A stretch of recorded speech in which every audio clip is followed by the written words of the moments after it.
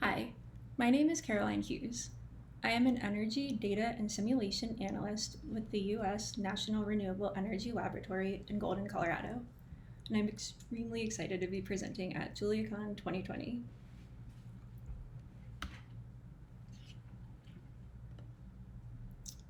Within NREL's Strategic Energy Analysis Center, we consider the broader impacts of energy decisions. The slide.jl package aims to expand analysis to consider economic impacts of these decisions. After some COVID-related delays, we're still waiting to open source the slide package. It will be available on GitHub after internal code reviews. If you would like advanced access, please contact us and we can set that up for you. I am co-developing Slide with Maxwell Brown, who is a brilliant CGE modeler and the fearless leader of our project on Expanding the Scope, a model for intersectoral and economy-wide impact analysis. My background is not in economics, but in nuclear engineering. I came to NREL a little over a year ago because I really just want to solve challenging and interesting problems. So I sincerely appreciate Max for bringing me onto this project to handle the data management and processing for Slide. We as a team are extremely grateful to the Wisconsin National Data Consortium, particularly Thomas Rutherford, Andrew Shriver, Adam Christensen, and Gökçe Akınolkum.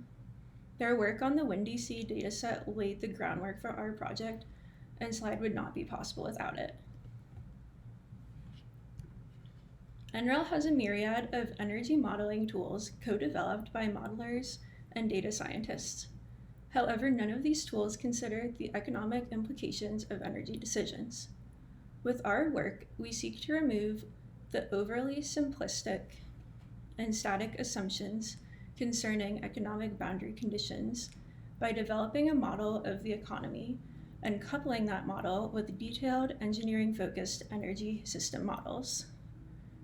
To maintain compatibility with other NREL models, we have developed our model using the Julia programming language.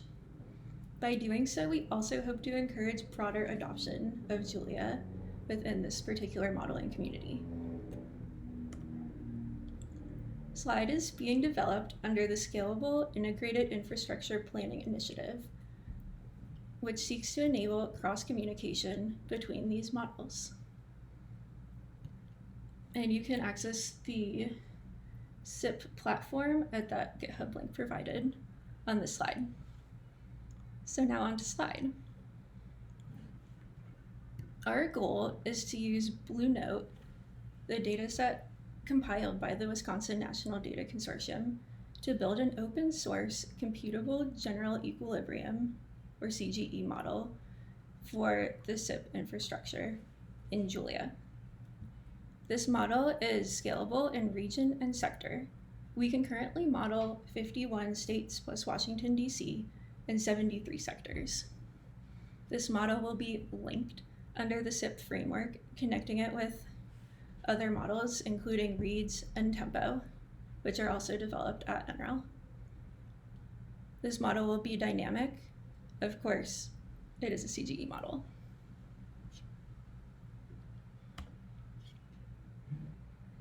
WinDC's Blue Note dataset is generated using Python, and their original CGE model using this dataset uses the General Algebraic Modeling System, or GAMS, to implement their model. We are instead using JMP. This poses some additional challenges as JMP does not have some of GAMS' built-in compiling capabilities. Julia also lacks capabilities provided by GAMS' mathematical programming system for general equilibrium analysis framework for economic equilibrium modeling. Of course, there are also benefits, including SIP compatibility, speed, unique functionalities, including methods and structs, which we rely very heavily on, for our work with slide. And of course, there are benefits of using one language to both process all of the data and do the modeling. So this project and the process for developing the slide model includes 4 steps. The first is data operations, to prepare more Excel human readable data that looks nice in Excel to be useful in a model. Second comes calibration, and then sharing to divide national data regionally, and then of course the modeling. For this presentation, I will be focusing on the data operations. So here we will build on the WinDC data stream work, which was originally developed in Python. The original data processing includes hard-coded Python scripts for every data file, with several scripts required for each step. And this accomplishes things like cleaning the data and ensuring that the keys, such as sectoral and regional identifiers, are consistent across files. However, we can do this a little more succinctly using Julia. We do a couple things that were unique and innovative for the slide package, including storing data operations in Julia types, and then performing these operations using general methods of slide functions. This makes the data operation definitions user-friendly and human-readable, as these are described in YAML files, which help acquaint new users with Julia and get them up and running more quickly.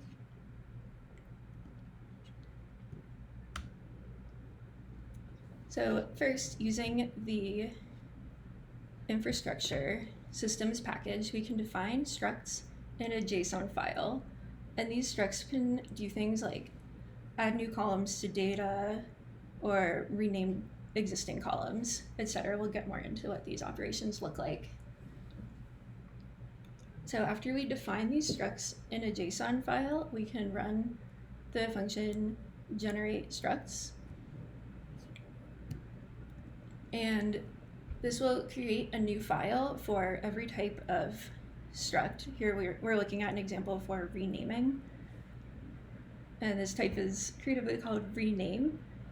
And it shows up in its own Julia file, as well as an includes file, which will make sure that add, drop, describe, all of these other types are exported in the slide package.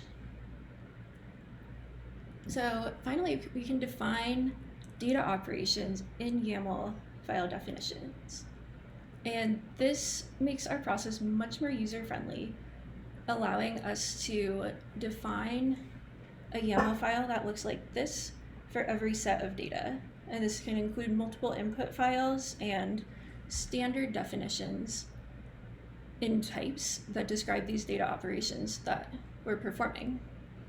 Now, this is done with just a few helper functions that are part of the slide package. One is load from, which will load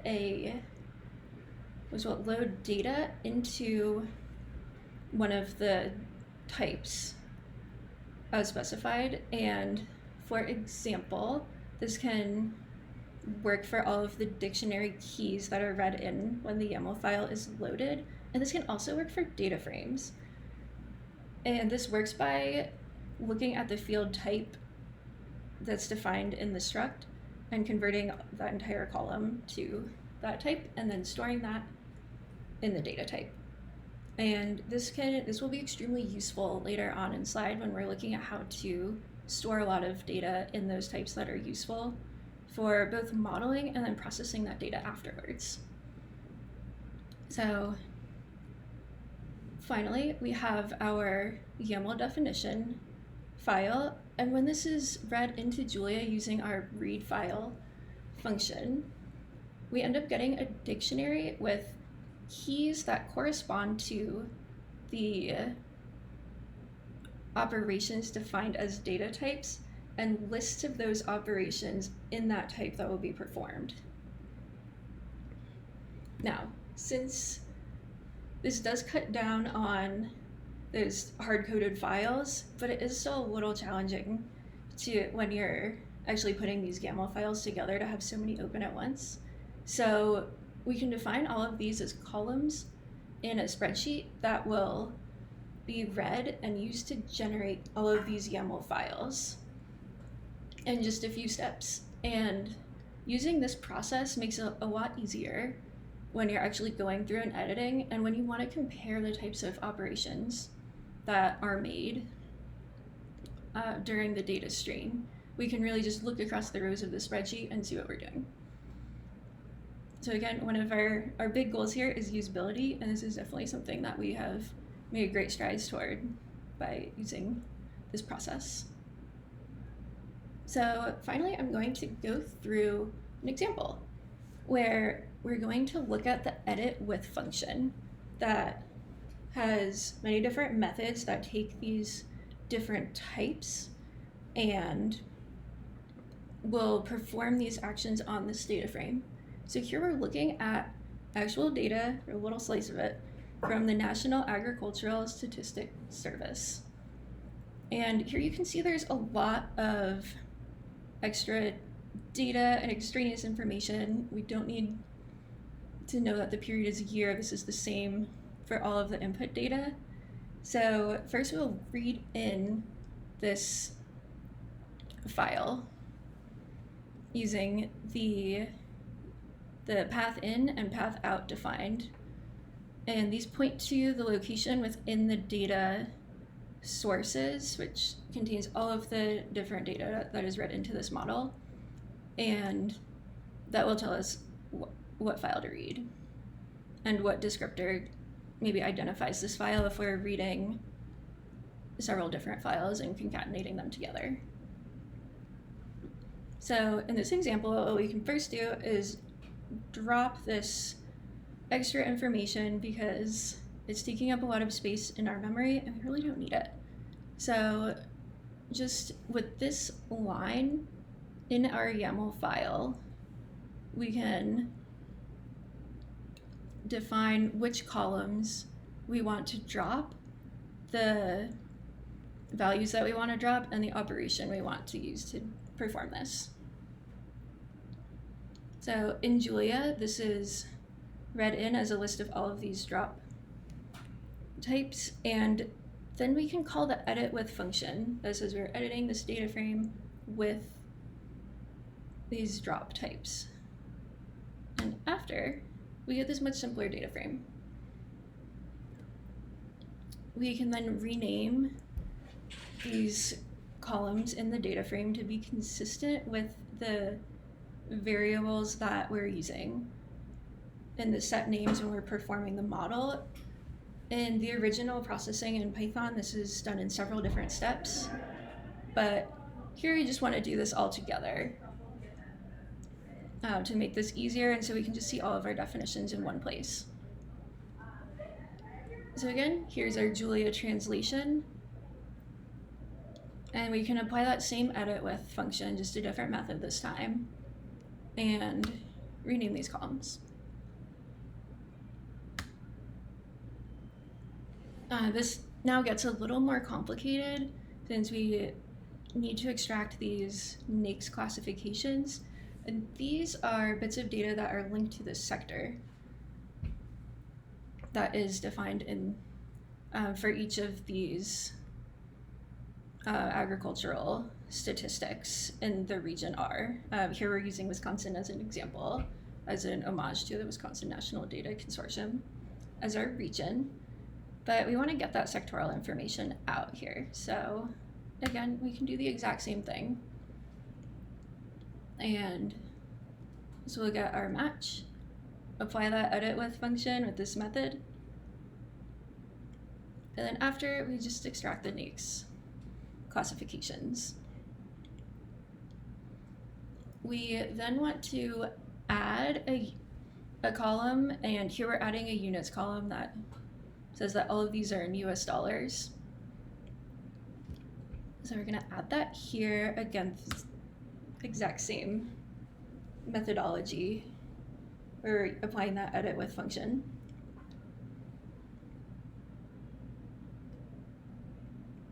And then this is where it gets a little more complicated, and we do have some mapping files that are used to map things like regions and units to be consistent with what we're using in slide. So, for example, different data sets might reference Wisconsin differently, but we want to make sure this is all consistent.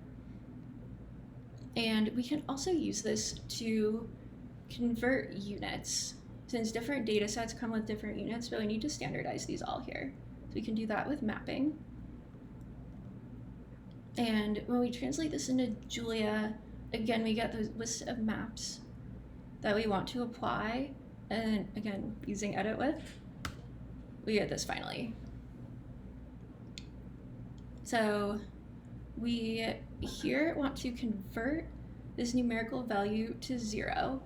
And I was able to ask someone with the National Agricultural Statistics Service what this D value means here, and that means that it was too small of a set size, or too small of a data set where it would have been identifying information. So it's just left as a D, so we can replace that with 0. Again, same method. And you'll see here there are some replace operations that aren't implemented here, and that's fine. We got that 0. Now, finally, we can use our unit conversion map that we read in to scale all of these values to be consistent units. So we can define this operate as a type, read it into Julia, and apply edit with to multiply those two columns together and change the units label from US dollars to millions of US dollars. Now we can save this extraneous information here. This is more for checking as we go, just to make sure this function is working the way that we want it to. So now we want to just save the relevant information, and we can do this by applying the order type of edit that will just save these columns in the specified order and make them of the data type specified here. So finally, we end up, after we, again, read that into Julia, apply edit with, we finally get this data frame. So in summary, you can see this was our input, and by using the slide functionality, we got to this output here. So this is the same methodology is applied across all of the data sets. It's very standard, very straightforward if any user wants to make changes using that Excel document or writing their own YAML files. They can make those edits themselves and apply this same methodology to edit any data set. And this has been extremely helpful as data has been updated over the years. The same functionality is usually applied and the same formatting needs to be changed. So these same operations still apply, but even if they don't, it's still pretty easy to edit. So I'd now like to talk a little bit about my experience using Julia. I first started using Julia in grad school, maybe in 2017, as part of a class, and I've just been so floored and coming back to it now, the strides that have been made in really documenting everything really well, and that's made it much easier to learn and pick up really quickly. It's also really amazing all of the changes that have taken place in the language since then. It definitely felt different coming back to it a couple years later than it did back then, but in, I think, really great ways. I think it's it's easier to work with now than I remember it being. And I found that using Julia has allowed me to be a lot more creative with my programming and defining those different methods of different functions. I think it makes the programming much cleaner, and I think it has really great opportunities for doing really interesting things. So my presentation today has focused mainly on the data operations that produce the Blue Note data set for slide, and I haven't mentioned the model side of things. So to update you on what we've done so far, we have replicated the benchmark via the canonical Blue Note model and have added simple dynamics to that model. However, we still have a long way to go. Some of the things we'd like to include are capital vintaging, the flexible functional forms, which again is really simple and straightforward to do in MPSGE. That was the mathematical programming system for general equilibrium analysis framework, again, which is very straightforward to use and hasn't yet been implemented in JuliaJump. This is something that Max is working on, and he's described it as brutal. So this is definitely something that is a work in progress.